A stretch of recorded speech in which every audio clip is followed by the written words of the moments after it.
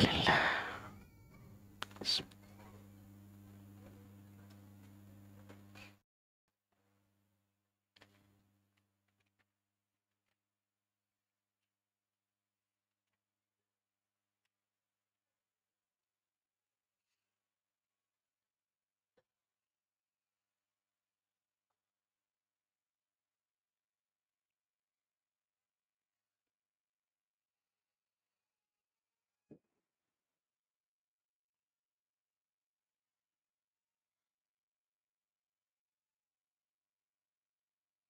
Bismillahirrahmanirrahim. Assalamualaikum warahmatullahi wabarakatuh.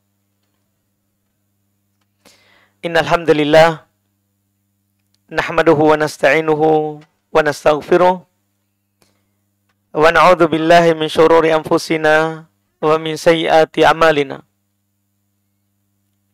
May yahdihillahu fala mudhillalah wa may yudlil fala hadiyalah. Asyhadu an la ilaha illallah wahdahu la syarikalah wa asyhadu anna Muhammadan abduhu wa rasuluh sallallahu alaihi wa ala alihi wa ashabihi wa man tabi'ahum bi ihsan ila yaumiddin. Amma ba'd. Al-ikhwan wal akhwat rahimani wa rahimakumullah. Alhamdulillah, pada malam hari ini kita masuk di pembahasan kitab yang baru setelah sebelumnya kita selesai dari buku-buku tipis. Maka pada malam hari ini kita masuk di buku yang tentunya tebal dan membutuhkan waktu untuk menyelesaikannya. Kitab yang kita akan kaji adalah Kitabut Tauhid, Kitab At-Tauhid, karya Syekh Muhammad ibn Abdul Wahhab rahimahullahu ta'ala. Kitab ini, Kitab At-Tauhid, adalah kitab yang paling lengkap membahas bab-bab tentang tauhid dan juga lawan daripada tauhid. Yang mana kitab ini adalah kitab yang hendak pernah terkarang sebelumnya bahkan setelahnya. Tidak ada yang semisalnya dalam mengumpulkan dalil-dalil tentang tauhid, mulai dari keutamaan bertauhid dan hal-hal yang wajib dalam bertauhid serta hal-hal yang menyempurnakan tauhid. Banyak para ulama rahimahumullah memuji Syekhul Islam Muhammad bin Abdul Wahhab terkait dengan kitab ini. Seperti misalnya Syekh Sulaiman ibn Abdullah yang wafat tahun 1233 Hijriah. Sekarang kita 1446 Hijriah. Syekh Sulaiman ibn Abdullah wafat tahun 1233. Beliau berkata, huwa kitabun fardun fi makna lam yusbiquhu ilaihi sabiq wala lahiqahu fihi lahiq. Ini kitab adalah kitab yang tersendiri dalam maknanya. Tidak ada pendahulunya yang sepertinya dan tidak ada pula setelahnya yang sepertinya. Demikian pula yang dikatakan oleh Syekh Abdurrahman ibn Hasan, dia wafatnya setelahnya, yaitu tahun 1285. Beliau berkata, wa qad jama'a hadzal kitab ala ikhtisari min bayani tauhid ma la yu'daru anhu an ma'rifatihi wa talabihi. Kitab ini telah mengumpulkan bersamaan dengan ringkasnya penjelasan tauhid yang tidak diberikan udzur kepada seorang untuk tidak mengetahuinya. Tidak ada udzur. Jadi hal-hal yang Syekh sampaikan nanti dalam bab-babnya, yang mana di sini kitab lebih dari 60 bab. Itu hal-hal yang tidak diberikan udzur bagi kita sebagai muslim dan muslimah tidak mengetahuinya. Kan ini terkait dengan keyakinan. Memperbaiki keyakinan. Yang mana masalah keyakinan itu disebutkan oleh para ulama sebagai ra'su malil abdi. Modal pokok seorang hamba. Itu tauhid. Karena kapan tauhid hati kita baik, maka baik seluruhnya. Jadi ini modal. Salat, puasa, zakat, haji, umroh, sedekah, itu untung. Iya, keuntungan itu kalau bagus modalnya, maka akan bagus untungnya. Tapi kalau modalnya tidak bagus, maka tidak akan bagus untungnya. Setiap pedagang paham hal tersebut. Tidak ada yang tidak mengetahui itu. Iya. Kalau ada orang mau untung banyak, itu mau beramal banyak. Tanpa modal, iya, bisa dia dapat. Tapi itu mungkin bisa dikatakan sulit kalau tidak mustahil. Kalaupun dapat, itu tidak akan bertahan lama karena dia tidak punya modal. Hanya untung. Maka demikian pula ini masalah tauhid. Kalau kita tidak punya ra's mal, untung, yaitu tauhid, maka amalan yang kita lakukan itu jadi debu yang berterbangan di hadapan Allah. Percuma kita sholat, puasa, zakat, haji, kalau kita tidak punya tauhid yang benar. Kitab ini adalah kitab yang mengumpulkan bersamaan dengan ringkasnya. Karena penulis nanti kita akan dapat. Itu jarang sekali memperpanjang ucapannya. Sedikit sekali ucapannya, setelah itu dalil Quran, dalil hadis. Makanya beliau berkata ini kitab bersamaan dengan ringkasnya, tapi di dalamnya terdapat penjelasan tauhid yang tidak diberi udzur terhadap seorang untuk tidak mengilmuinya. Ini juga yang dikatakan ya oleh para ulama yang lain seperti Syekh Abdurrahman Ibn Nasir As-Sa'di, ini lebih belakang lagi, beliau wafat tahun 1376. Beliau mewasiatkan untuk dipelajari ini kitab. Diwasiatkan untuk dipelajari. Iya. Demikian pula ulama yang lain. Paling segar adalah Syekh bin Baz yang meninggal tentunya ya banyak dari masyayikh sekarang ini adalah muridnya. Wafat 1420. Ini 400, sekarang 1446. Beliau wafat 1400 ya 20 Hijriah. Berarti baru-baru. Iya. 20 tahun lebih. Beliau berkata, usi ikhwani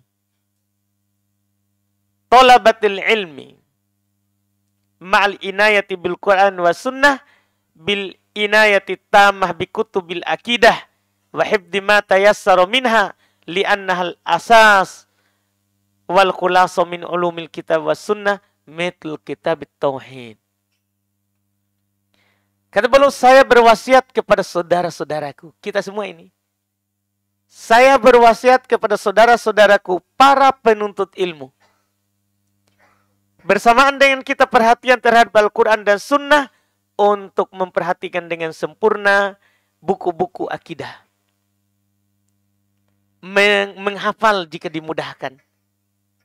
Karena buku-buku tauhid, dia adalah pondasi dasar. Dan merupakan kesimpulan dari ilmu kitab dan sunnah. Seperti kitab tauhid. Li Syekhul Islam Muhammad ibn Abdul Wahhab. Karangannya Syekhul Islam Muhammad ibn Abdul Wahhab rahimahullah. Syekh Shalih Al-Fauzan masih hidup sekarang. Beliau termasuk ulama yang alhamdulillah diberikan umur panjang. Berguru pada ulama-ulama besar. Dan sekarang termasuk ulama yang berumur panjang. Banyak dari murid-muridnya sekarang tentunya sudah berdakwah. Dan beliau masih juga aktif sebagai hay'ah kibar ulama. Beliau berkata, hadal kitab min anfasil kutubil mu'allafah fi babit tauhid. Kitab ini, kitab tauhid ini adalah termasuk buku yang paling berharga dari buku-buku yang dikarang dalam tauhid. Inilah buku yang paling berharganya. Makanya Syekh Shalih Al-Fauzan punya banyak tulisan tentang mensyarah buku ini. Ada yang mulakhos, ini yang banyak tersebar. Ya, Al-Mulakhos, syarah kitab tauhid. Seperti yang dipegang oleh Haji Syam tadi, saya lihat. Itu. Ini ringkasnya. Tapi ada beliau tulis yang lebih besar daripada itu, 2 jilid. Judulnya I'anatul Mustafid. Iya.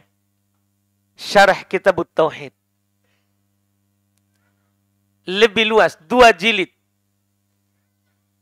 Karena buku ini adalah buku yang paling berharga di dalam pembahasan tauhid.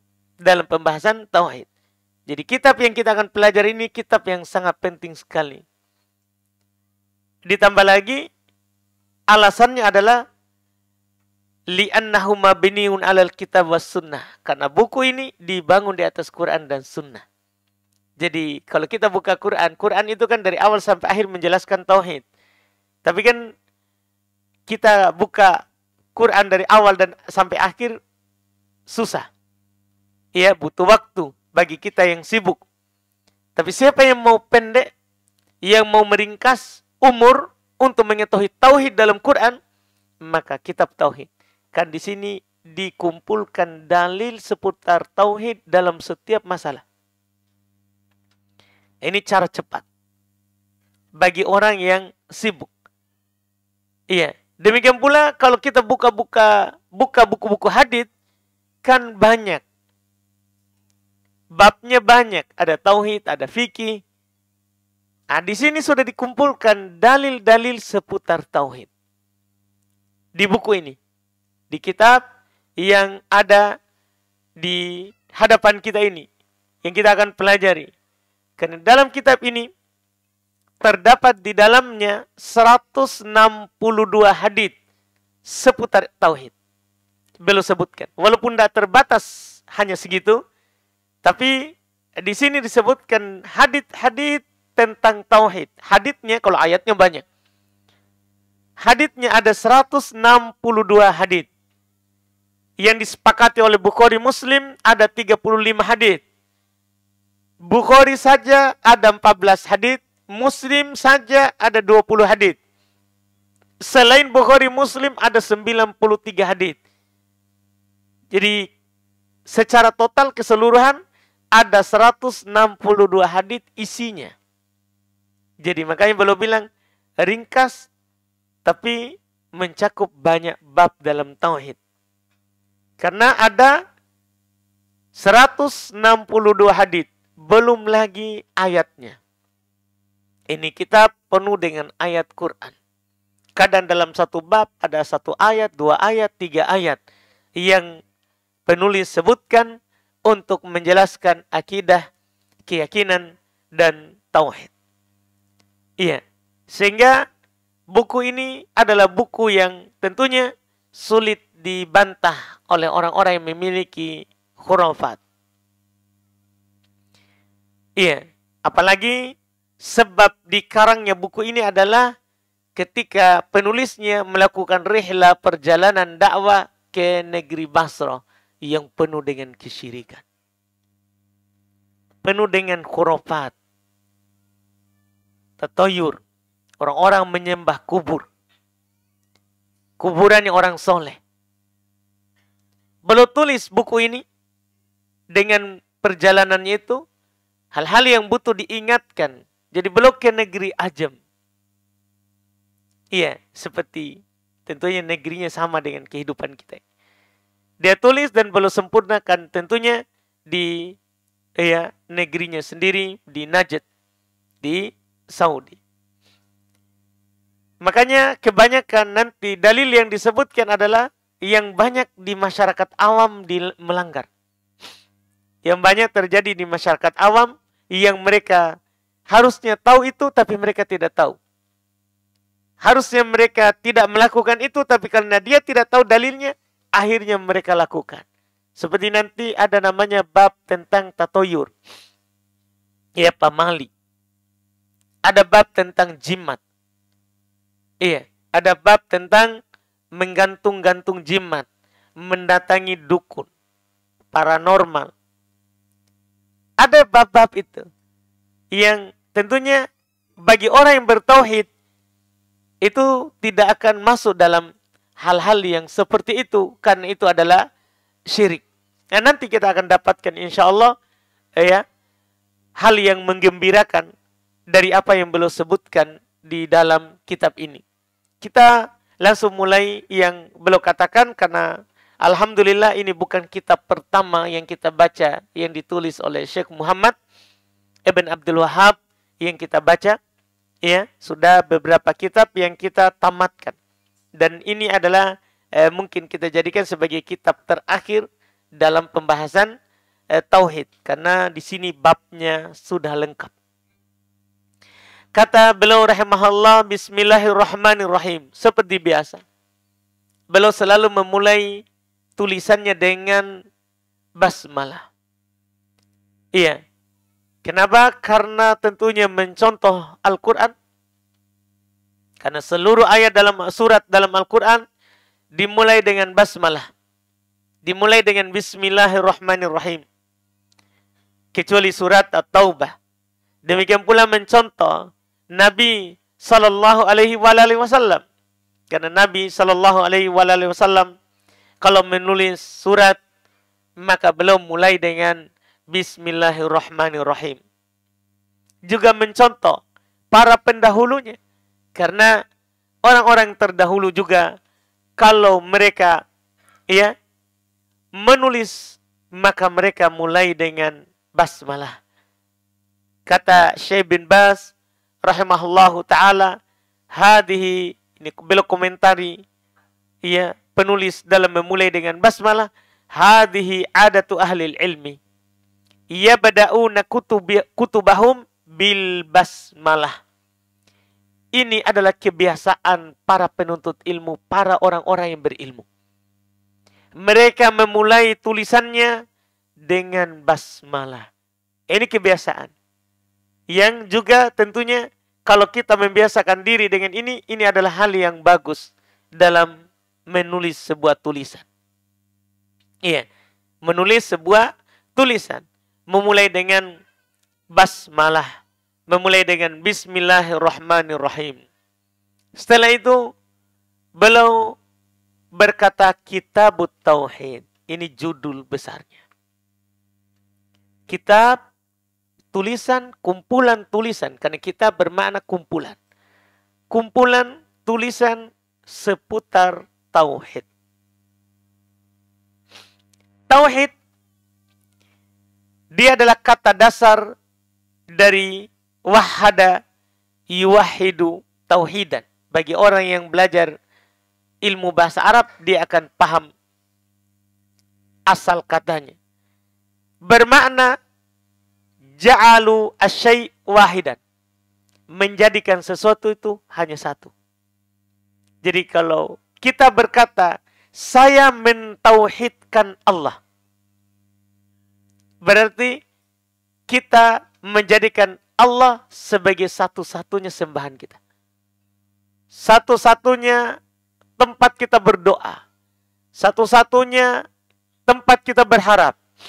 Satu-satunya tempat kita memohon perlindungan pertolongan. Satu-satunya tempat kita bertawakal. Satu-satunya tempat kita menyerahkan seluruh peribadatan kita. Ini maknanya bertauhid. Karena ini bahasa Arab yang sudah dikenal dalam bahasa kita, bahasa Indonesia. Yang mana terjemahannya dalam bahasa Arab adalah ja'alu syai' wahidan. Kita menjadikan sesuatu itu cuman satu. Iya. Kapan kita menjadikan sesuatu cuman satu, maka kita namanya bertauhid. Dan terkait dengan Allah Subhanahu wa Ta'ala, maka kita mentauhidkannya dalam 3 perkara. Dalam rububiyahnya, dalam uluhiyahnya, dalam asma wa sifat. Ini kalau terkait dengan Allah. Kita mentauhidkan Allah dalam rububiyah. Apa artinya? Apa maksudnya?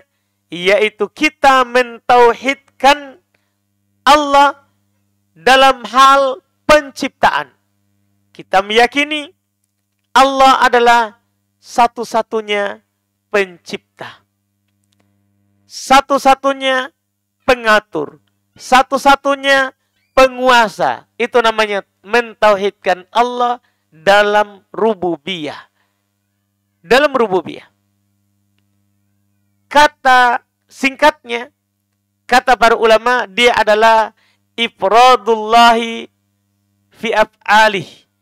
Mengesahkan Allah, mentauhidkan Allah dalam perbuatan-perbuatannya. Terkait dengan perbuatan Allah. Iya. Kita meyakini semua terkait dengan perbuatan Allah hanya Dia yang bisa melakukan. Misalnya terkait dengan perbuatan Allah pemberi rezeki. Maka kita meyakini tidak ada yang bisa memberi rezeki kecuali Dia. Tidak ada sama sekali. Iya. Innallaha huwar razzaq. Sesungguhnya Allah, Dia adalah pemberi rezeki. Tidak ada yang lain. Nahnu narzukukum. Kamilah yang memberi rezeki kepada kalian. Tidak ada yang lain yang memberi kita rezeki. Ini namanya tauhid rububiyah. Kita meyakini Dialah Allah pemilik kita. Penguasanya kita. Malikin nas. Di surah An-Nas. Penguasa manusia. Penguasanya manusia. Kita ini. Kita meyakini satu-satunya penguasa kita, Dia Allah. Juga sama, kita meyakini satu-satunya pencipta kita, Allah. Satu-satunya yang mengatur seluruh urusan kita adalah Allah. Ini namanya tauhid rububiyah. Yang kedua, kita mentauhidkan Allah dalam hal uluhiyah. Yaitu kita meyakini Dialah Allah satu-satunya yang berhak untuk disembah. Ini namanya tauhid uluhiyah. Iya. Keyakinan kita terkait dengan peribadatan, maka tidak ada yang berhak diibadahi, tidak ada yang berhak disembah kecuali Dia Allah. Ini namanya tauhid uluhiyah. Dalam seluruh jenis dan bentuk ibadah kita. Karena bentuk ibadah itu sangat banyak. Sebagai contoh, di antara jenis dan bentuk ibadah, cinta.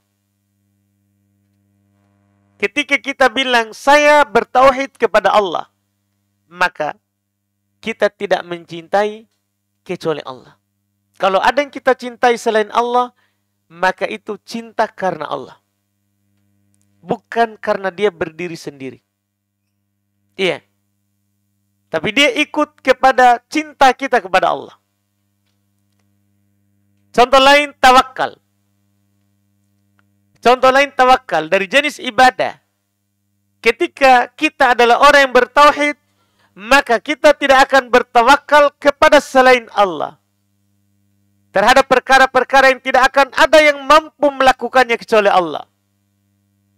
Demikian pula contohnya takut. Contohnya roja. Contohnya solat, ruku, sujud. Kalau kita adalah orang yang bertauhid, maka kita tidak akan pernah bungkuk kecuali kepada Allah. Tidak akan pernah sujud kecuali kepada Allah. Tidak akan pernah yang namanya solat kecuali kepada Allah. Demikian pula doa. Demikian pula menyembelih, nazar, tawaf, taubat, isti'adah, minta perlindungan, istighothah, minta pertolongan pada saat genting, isti'anah, minta pertolongan. Ya. Semua itu jenis ibadah kepada Allah.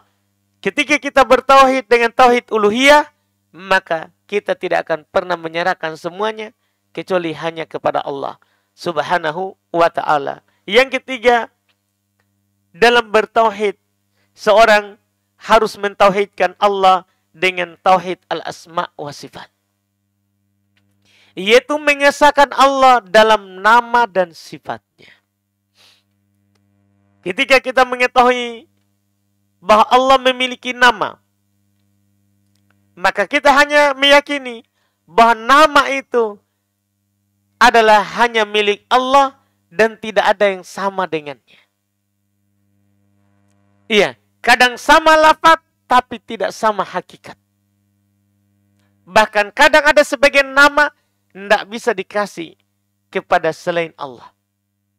Tidak bisa dikasih kepada selain Allah. Contohnya nama Allah. Allah. Itu kan termasuk namanya Allah. Tidak boleh dikasih untuk selain Allah. Iya, kan ini nama yang tidak bisa dipakai, digunakan kepada selain Allah. Kepada selain Allah. Demikian pula nama-nama yang lain. Ketika nanti kita akan bahas nanti insya Allah, kalau kita berumur panjang, ada namanya buku terkait dengan nama dan sifat Allah. Itu disendirikan oleh para ulama. Karena buku-buku tauhid terkait dengan ibadah. Iya, di sana ada buku-buku yang dikarang tersendiri terkait dengan al-asma wa sifat. Nanti suatu saat kita akan mengkajinya. Intinya, pada dasar dan pokok pembahasan dalam asma wa sifat, kita meyakini Allah memiliki nama-nama yang indah. Tidak ada nama dari nama Allah, demikian pula sifatnya, yang serupa dengan makhluk. Laisa kamitslihi syai'. Tidak ada sesuatu apapun yang serupa dengan Allah. Ini dalam bab nama dan sifat. Inilah yang kita nanti akan tekankan oleh penulis terkait dengan kitab tauhid ini. Dalam masalah tauhid rububiyah, tauhid uluhiyah, demikian pula tauhid al-asma wa sifat. Cuman di sini tauhid al-asma wa sifatnya tidak terlalu panjang dibahas. Iya, tidak terlalu panjang dibahas, tapi tidak ada masalah karena kita akan membahasnya di kitab yang lain. Setelah beliau berikan judul, beliau berkata wa qaulullahi ta'ala. Judul langsung Quran. Allah Subhanahu wa ta'ala berfirman, wa ma khalaqtul jinna wal insa illa liya'budun. Kitab tauhid. Allah Subhanahu wa ta'ala berfirman, tidaklah saya ciptakan jin dan manusia kecuali untuk beribadah kepadanya. Ayat ini penulis rahimahullahu ta'ala bawakan kepada kita untuk menjelaskan bahwa kita sebagai hamba Allah wajib beribadah kepada Allah. Iya, Kan ini tentang tauhid. Dari sisi mana? Dari sisi hikmah penciptaan. Coba kita lihat ayatnya. Wa ma khalaqtul jinna wal insa. Tidaklah saya ciptakan jin dan manusia illa kecuali liya'budun, untuk beribadah kepadaku. Li di situ, liya'budun. Lamnya di situ, linya itu namanya lamut ta'lil dalam bahasa Arab. Lam yang menunjukkan hikmah. Sebab tidaklah saya ciptakan jin dan manusia kecuali karena sebab untuk beribadah kepadaku. Jadi sebab kita ini ada untuk beribadah kepada Allah. Jangan sama sekali kita meyakini terbetik bahwa sebab saya ada untuk makan, minum, kawin. Tidak. Kita dicipta bukan. Kita makan supaya bisa beribadah. Kita minum supaya bisa beribadah. Kita kawin supaya tenang beribadah. Itu tujuannya. Itu yang harus kita pahami. Bukan hanya sekedar menunaikan syahwat perut dan kelamin. Bukan. Kita dicipta bukan seperti hewan. Dia itu dicipta untuk kita. Sehingga dia tidak wajib beribadah. Dia itu hanya hidup bagaimana makan, minum, kawin. Itu hewan. Setelah itu kita potong. Hewan yang halal kita makan. Tapi kalau kita bukan untuk itu. Lihat di sini. Wa ma khalaqtul jinna. Saudara kita dari bangsa jin. Tidaklah saya ciptakan jin wal insa. Kita. Al insa pakai al. Kalau kita juga orang yang paham bahasa Arab, al di situ maknanya lil istighraq. Bermakna kul. Artinya terjemahannya, tidaklah saya ciptakan seluruh jin dan seluruh manusia. Kita semua ini masuk. Laki-laki, perempuan, muda, tua. Tidak ada seorang pun dari kita ini yang hadir di sini, demikian pula manusia di luar sana yang keluar dari kata al-insi di sini. Tidak ada orang datang bilang, saya tidak wajib beribadah. Tidak. Berarti dia tidak masuk dalam ayat ini. Berarti kamu bukan ciptaannya Allah. Allah katakan, tidaklah saya ciptakan jin dan manusia. Pakai al-ins. Seluruh manusia. Illa kecuali liya'budun. Hikmahnya. Untuk beribadah kepadaku, kata Allah. Jadi sekali lagi. Kita keluar dari bumi ini. Dari perut ibu kita. Itu untuk beribadah. Jangan sampai. Ada di antara kita yang keluar dari hikmah penciptaan ini. Yang tidak mau sholat. Iya. Tidak mau puasa. Tidak mau berzakat. Padahal punya kemampuan. Tidak mau berhaji. Tidak boleh. Kenapa? Kapan kita keluar? Enggan untuk melakukannya. Berarti kita sudah membatalkan hikmah kita diadakan. Berarti kita durhaka. Kita durhaka. Bahkan kita telah melakukan kejahatan yang tidak ada lagi yang lebih besar daripada itu. Iya, karena kejahatan terbesar adalah kita tidak beribadah kepada Allah, padahal Allah yang mencipta kita. Allah yang menjadikan badan kita ini sempurna. Tangan, kaki, kepala, isi kepala, semuanya. Untuk kita beribadah kepadanya. Tapi kita malah keluar dari itu, berarti kita durhaka. Iya, kita telah durhaka. Ini yang harus kita pahami. Jadi tujuan kita dicipta untuk bertauhid. Ini ayat yang sangat bagus disebutkan di awal. Iya, ternyata bertauhid itu wajib. Karena bertauhid artinya beribadah hanya kepada Allah. Karena tafsir illa liya'budun adalah illa liwahidun. Kecuali untuk mentauhidkanku, kata Allah. Yaitu menjadikan saya, kata Allah, satu-satunya yang dia sembah. Inilah makna daripada liya'budun. Makanya ayat ini menunjukkan wajibnya kita mentauhidkan Allah dalam beribadah. Makanya Syekh Shalih Al-Fauzan beliau berkata, yustafadu minal ayah, diambil faedah dari ayat ini, wujubu ifradillahi bil ibadah ala jami'is tsaqalain al-jin wal ins. Wajibnya mengesahkan Allah dalam beribadah bagi seluruh tsaqalain, jin dan manusia. Kemudian yang kedua kata Syekh Shalih Al-Fauzan, ayat ini juga bayanul hikmati min khalqil jin wal ins. Penjelasan hikmah daripada penciptaan jin dan kita ini. Jadi jangan lupa hikmah penciptaan diri kita. Ya. Makanya belajar tauhid ini enak sekali. Kita akan disadarkan hikmah kita diadakan. Makanya belajar tauhid itu tidak boleh ada kata tamat, mak. Kapan kita bilang begitu? Berarti kita ini manusia, kadang lalai dari hikmah penciptaan. Kita lihat banyak teman-teman kita futur. Kenapa? Karena dia ngomong begitu. Tamat mas saya.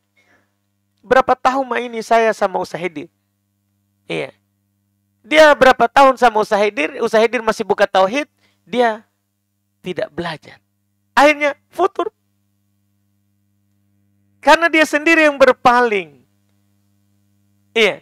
Ini penting belajar tauhid walaupun kita tamat, kita diingatkan lagi, ternyata saya dicipta untuk bertauhid. Iya, diingatkan lagi kita. Makanya kalau kita melihat para masyayikh itu buku tauhid ini diulang terus. Setiap tahun. Tamat, dia ulang lagi dari awal. Tamat, dia ulang lagi dari awal. Iya. Ini buku. Karena ini masalah tauhid. Ini adalah tujuan kita dicipta. Dari sinilah kita tahu hikmah kita dicipta. Apalagi langsung disebutkan ini ayat pertama. Ini ayat menunjukkan, memberikan ilmu kepada kita, wajibnya kita bertauhid itu pertama. Yang kedua, menjelaskan kepada kita hikmah kita dicipta. Yang ketiga, beliau jelaskan annal khaliq huwa alladhi yastahiqqul ibadah duna ghairi mimman la yakhluq. Masya Allah. Ini ayat pendek sekali, tapi menunjukkan bahwa Al-Khaliq, pencipta, Allah, dialah ternyata yang berhak untuk disembah. Selainnya yang tidak mencipta, tidak berhak untuk disembah. Jadi, kalau kita melihat ada orang menyembah selain Allah, tanya saja, apa yang pernah dia cipta? Itu adalah pertanyaan yang tidak akan mungkin bisa dijawab. Iya. Oleh orang yang menyembah selain Allah. Iya. Makanya kata beliau, fa fi hada raddun ala ubadil asnam. Ayat ini sebenarnya adalah bantahan besar terhadap orang yang menyembah berhala selain Allah. Tidak harus patung, semua selain Allah. Ini ayat bantahannya.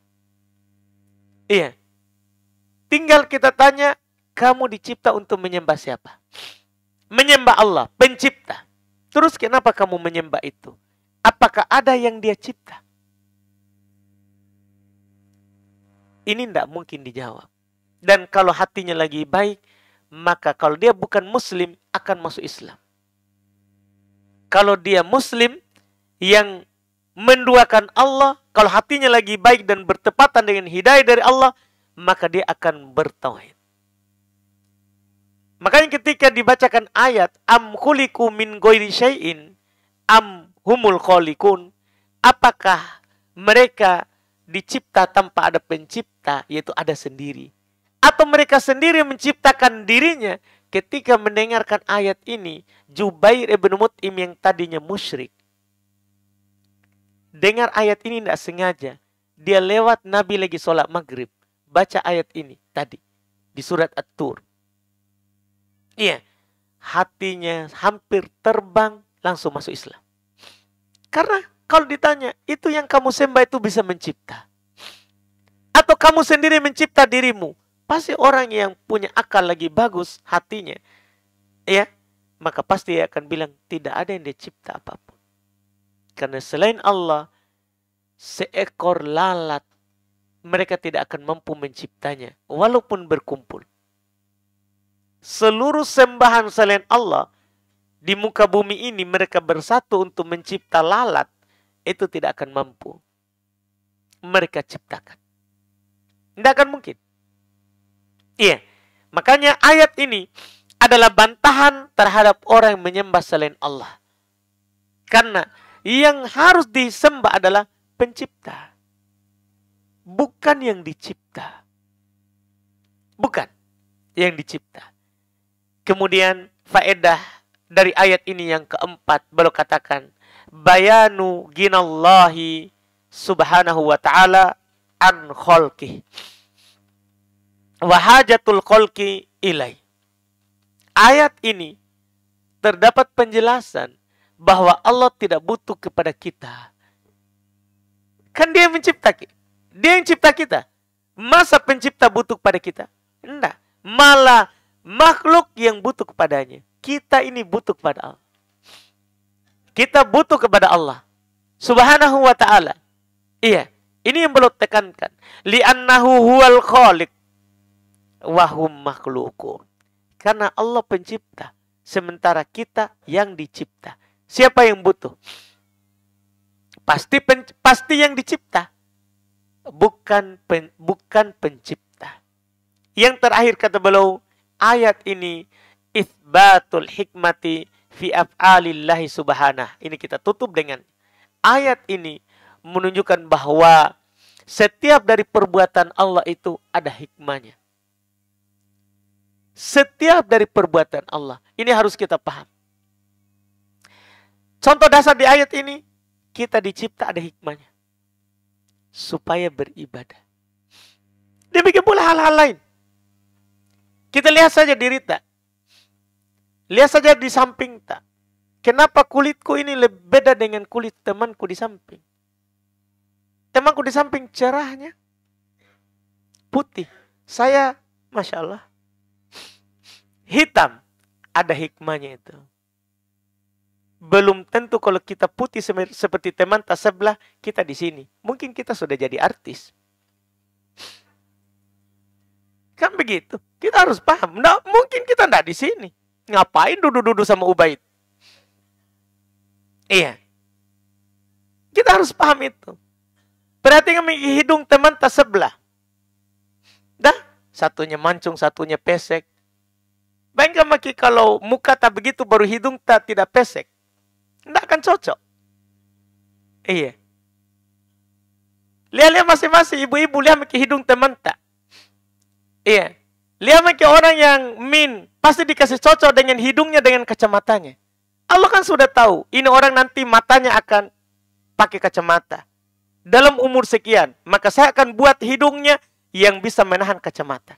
Bayangkan maki orang tidak ada hidungnya mintongi.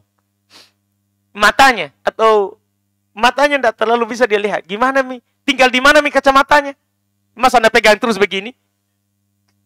Semua ada hikmah. Iya, kita syukuri saja. Itu ada hikmahnya. Bahkan para ulama kita mengatakan kalau kita sakit, sehat, ada hikmahnya semua itu. Pokoknya ini kesimpulan bagus dari Syekh Shalih Al Fauzan. Ini saya nukil dari Syekh Shalih Al Fauzan. Ayat ini menggambarkan hikmah dari perbuatan Allah. Jadi semua perbuatan Allah itu ada hikmahnya. Ada hikmahnya. Cuman kadang kita tahu, kadang kita tidak tahu. Kadang kita menyadarinya, kadang kita tidak menyadari. Iya, semuanya ada hikmahnya. Ini alhamdulillah ayat yang pertama setelah judul. Kita cukupkan dulu, kita adzan. Nanti kita masuk lagi di ayat kedua insyaallah di pertemuan kita yang akan datang. Alhamdulillah.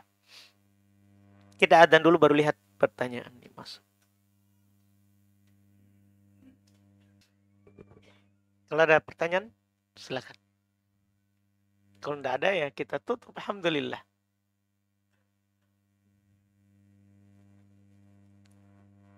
Silakan. Seperti ada yang langsung.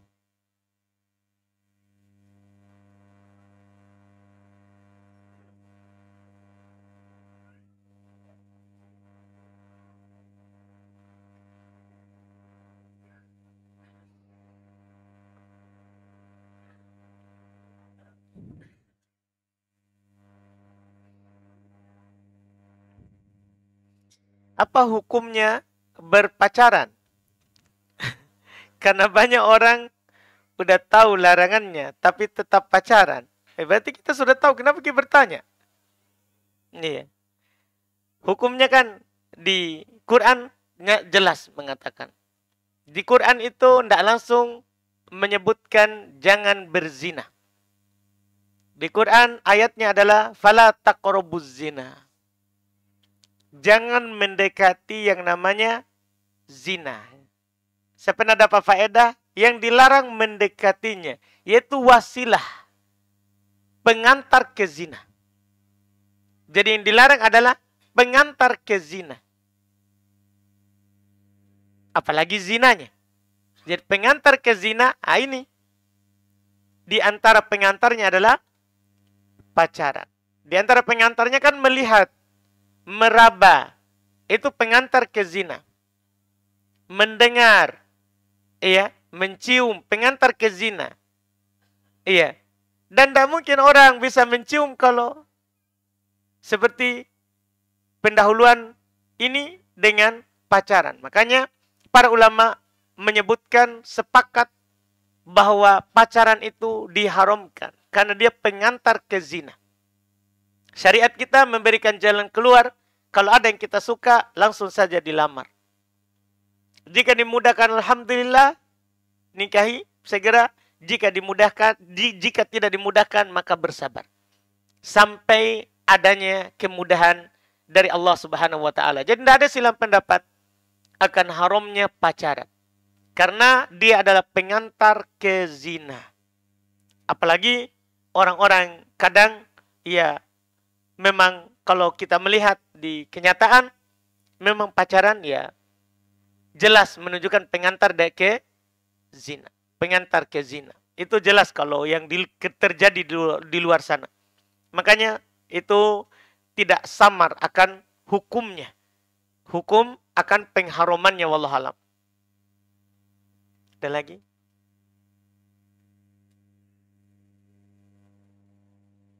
Kalau tidak ada kita tutup. Alhamdulillah. Iya.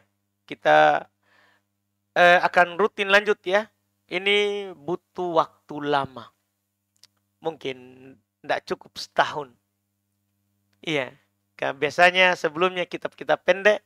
Ini kitab panjang sekali. Alhamdulillah. Mungkin kita akan selesaikan. Ya lebih dari setahun. Bisa saja 2 tahun. Bahkan bisa saja 3 tahun. Ya sabar saja. Alhamdulillah. Ya untuk mengikutinya. Insya Allah kita akan mendapatkan kebaikan yang banyak. Kebaikan yang banyak. Minimal tentunya kita hadir dengan mendapat pahala bermajelis. Kita cukupkan. Subhanak hamdik. Asyhadu an la ilaha illa anta astaghfiruka wa atubu ilaik. Assalamualaikum warahmatullahi wabarakatuh.